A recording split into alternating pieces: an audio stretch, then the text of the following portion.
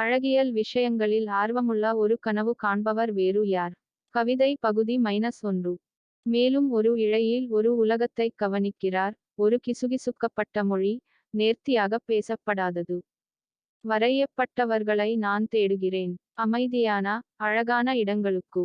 பெய்யும் மழையில் ஒரு தாளத்தைக் கண்டுபிடிப்பவர். ஏதோ ஒரு உள் துக்கத்திலிருந்து ஒரு மென்மையான ஆறுதல். நாம்தான் கெட்டுப்போனதை அன்பாகப் போற்றுகிறோம். ஒரு புத்தகத்தின் இலைகள், புதுப்பிக்கப்பட்ட காதல். மென்மையான, தேய்ந்த மரத்தில் கோடுகளை வரைகிறோம், மற்றும் ஒரு வகையான ஆறுதலைக் கண்டறியவும். ஒரு கனவு காண்பவரின் இதயம், வடிவமைக்கப்பட்ட அழகுக்கான மனம்.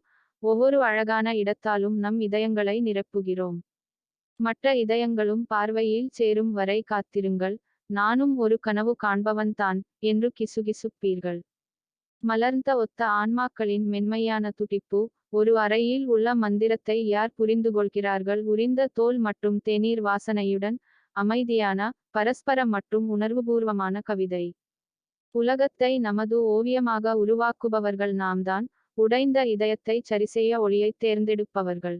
ஒரு ஜாடியில் ஒரு பூவை வைத்தவர். நாம் எங்கு வசிக்கிறோமோ அங்கெல்லாம் ஒரு வீட்டை உருவாக்குவோம்.